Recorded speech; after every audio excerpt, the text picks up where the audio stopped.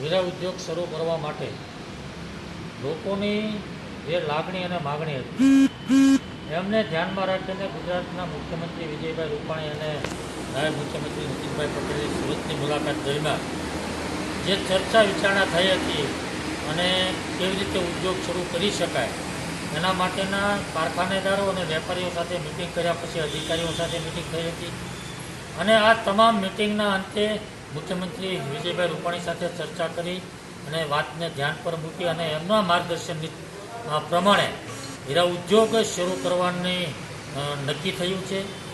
એ પ્રમાણે 10 તારીખથી હીરાની બજારો હીરા માર્કેટ મેઘરપુરા મિની હીરા બજાર ચોકસી બજાર શરૂ કરવામાં આવશે અને હીરાના કારખાનાઓ 14 તારીખથી શરૂ કરવામાં આવશે એવો સરકારે નિર્ણય લીધો છે.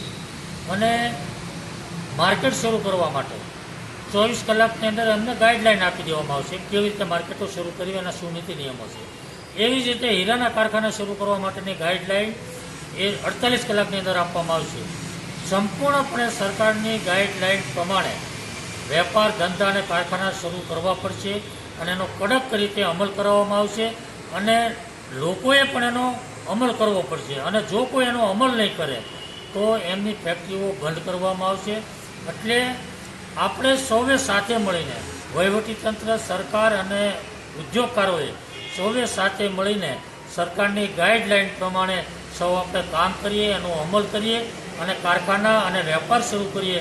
ફરીવાર બંધ કરવાની પરિસ્થિતિ ઊભી ન થાય એવી રીતે આપણે સૌ સાથે મળીને કામ કરીએ.